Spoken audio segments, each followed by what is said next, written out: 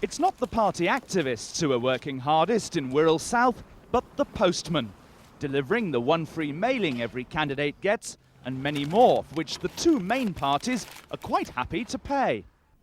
A letter John Major sent to every household last week, for instance, must have cost around £5,000 in postage alone. And that was the third Tory mailing voters have had so far.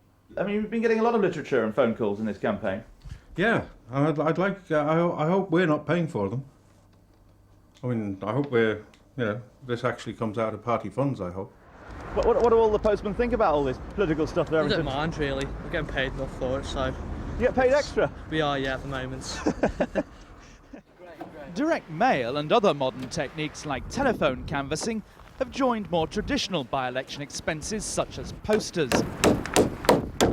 In this contest, it's Labour and the Tories who've been the big spenders. But Liberal Democrats admit privately that they spend just as lavishly in those by-elections where they're in with a good chance.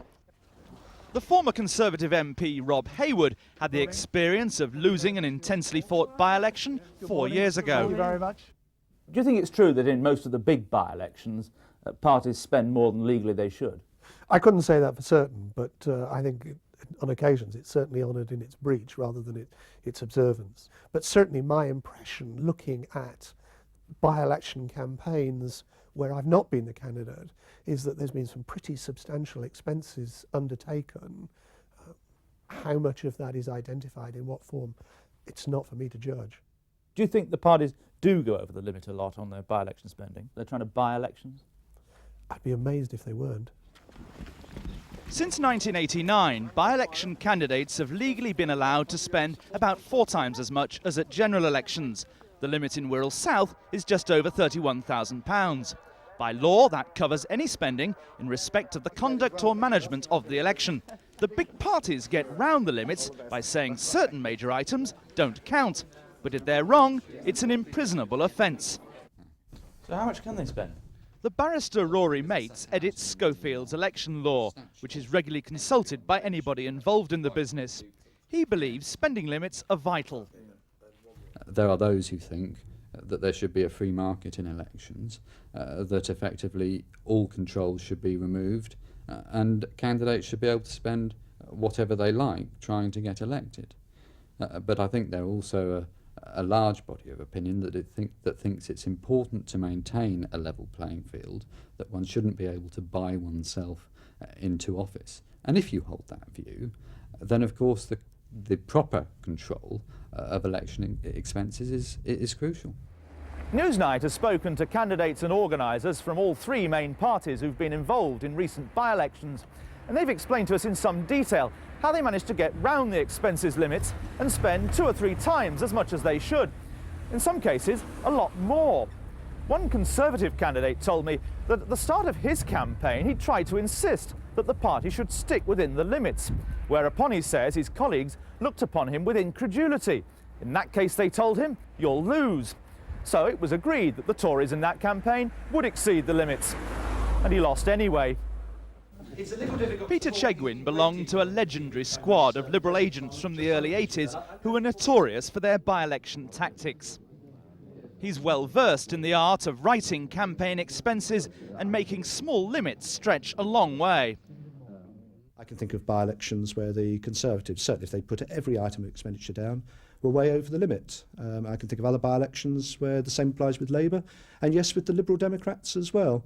I don't think any party could put every single item of expenditure down on their election expenses return and keep within the kind of official limits that are set. The limits are too low for the things that the parties have to do to win marginal seats. And certainly after a by-election, often agents can agonise for many days of how they can fit what they have done within the official limit. It's not easy. They have to be experts at campaigning and sometimes experts at creative accounting as well. Historically, the centre parties in their various guises have often been the worst offenders. Where's Rosie? Oh, here. We want Rosie. Greenwich in 1987, for instance, Newsnight's been told the SDP campaign may have cost as much as £80,000. That's more than 4 times what the official limit was. One SDP source admits some Greenwich voters got 40 or 50 pieces of party literature at a time when printing was much more costly. And Lib Dem sources confirm they've grossly overspent in some of their great by-election successes, such as Newbury, by massaging how much literature was printed, for example, and paying some staff in cash. One Lib Dem organiser says he ran 2 accounts, one for the returning officer and another for internal party purposes. But in recent years, Labour has spent as much, if not more, than anyone. Here in Wirral South, they've devoted enormous resources. Most outside estimates put it above 6 figures, more than 3 times the official limit. In Tony Blair's single-minded drive for victory, he's not keen to discuss what it's costing, though. Sorry, am I going now? Mr. Blair, you do seem to be spending an awful amount of money on this by-election. Please, Mike. Sorry, what is it? Are you sure you're not exceeding the expenses limits? To make comparisons, I took a trip to Oldham, scene of the last big by-election in the northwest, Littleborough and Saddleworth, 18 months ago. Hello, it's Michael Crick. I rang earlier. I'm from Newsnight about coming to see the... By law, the public is entitled to examine a party's election expenses for up to 2 years after the result. The official spending limit in Littleborough and Saddleworth was £32,300. In the end, officially, the Conservative Party spent £26,000. The Liberal Democrats spent £28,368, and Labour came in ahead of the field at £30,223. But all 3 parties showed a remarkable ability to make that spending go an awfully long way. Printing, premises, vehicles, newspaper ads, posters, even the cost of balloons and the helium to fill them, and much more besides appear in the receipts attached to each return. But people who went to Littleborough and Saddleworth were impressed at the scale of the 3 main campaigns there, which ended with the Liberal Democrats winning. We gave copies of the Littleborough expense returns to a man who has experience of such things. They're fascinating. I suspect there's a lot of midnight oil being burnt on trying to squeeze what was actually spent into the actual levels here. A lot of creative accountancy. It's interesting comparing the parties. For instance, on professional staff, one party puts down for one agent, the others put down nobody. Salary. And in fact, everyone knows there were dozens of professional party workers in there on all sides. Mobile phones, not a mention. No one apparently used a single mobile phone through the entire election campaign. But the big new cost in by-elections is direct mail. The Tory candidate in Wirral South says 3 mailings have gone out to every household already, including John Major's letter, and they've been planning a 4th. When Tony Blair dispatched a letter to Wirral South voters 2 weeks ago, the party was sufficiently wealthy for many of the letters to carry first-class stamps. We took the party's literature of all kinds to a printer in Chester for rough estimates of how much it must have cost, obtaining quotes for 10,000 and 30,000 of each item, starting with Labour. How much would it cost to print all that? Well, it depends on quantity. If we went for 10,000, we'd probably be looking at something like £9,500. Obviously, there's bulk quantities. If you go to 30,000... Say one per voter, one per household? Yep, we could get down to £17,000. Now, this is the literature that the Conservative Party have produced. There's not so much of it, but they go in a lot more for direct mail. How much would it cost to print all that lot?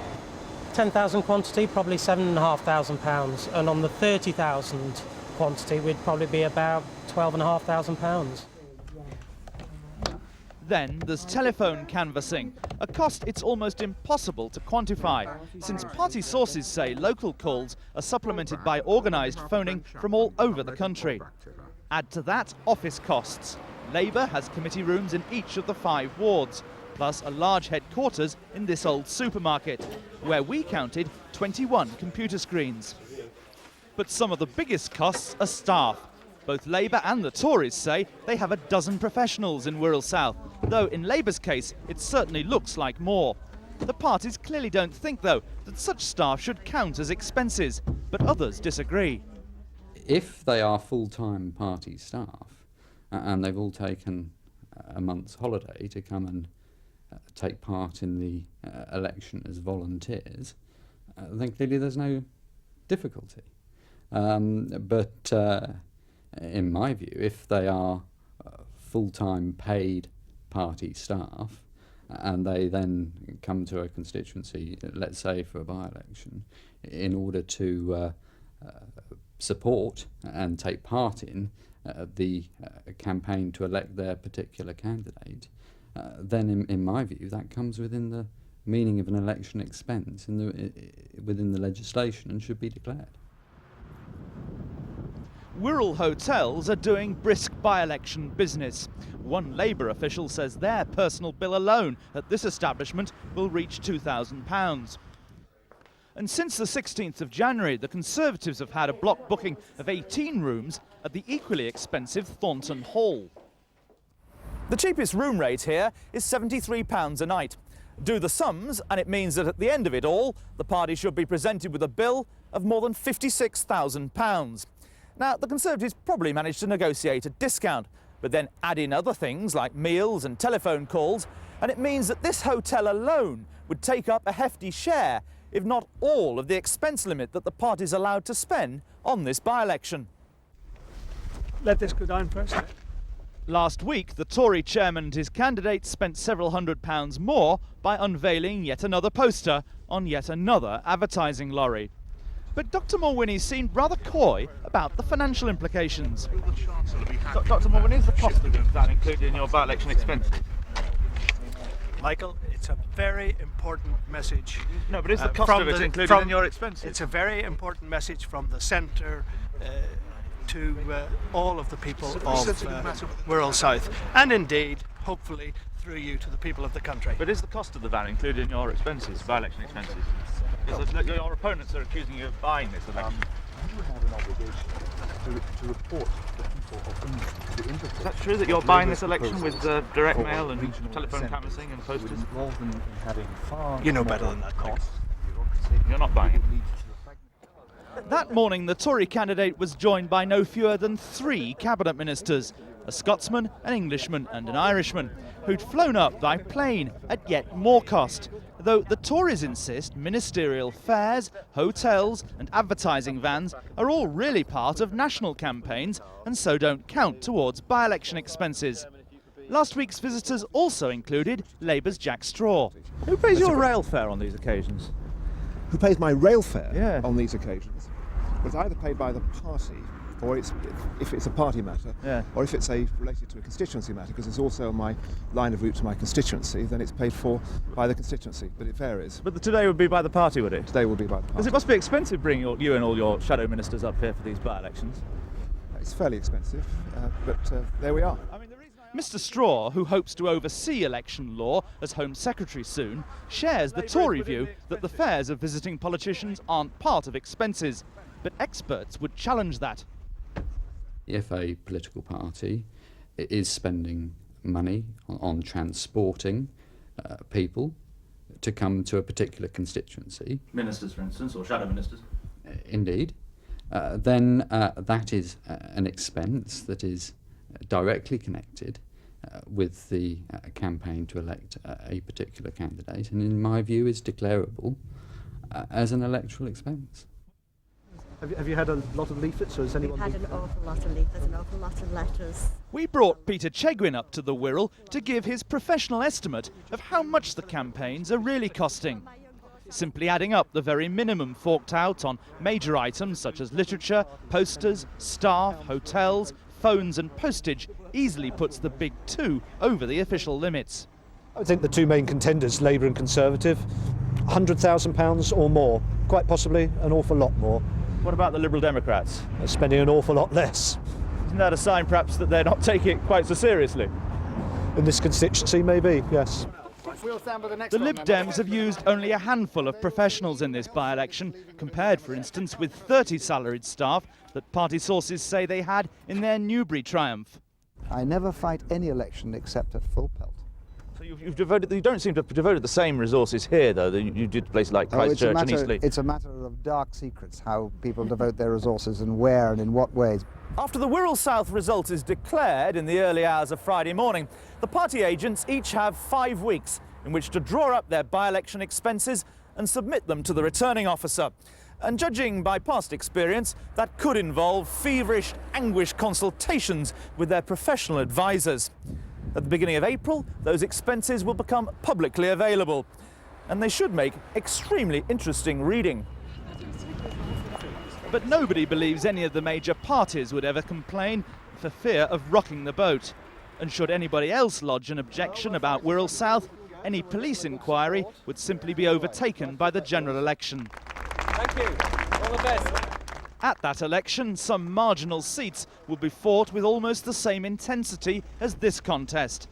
And then, of course, constituency expenses limits will be a quarter of the size.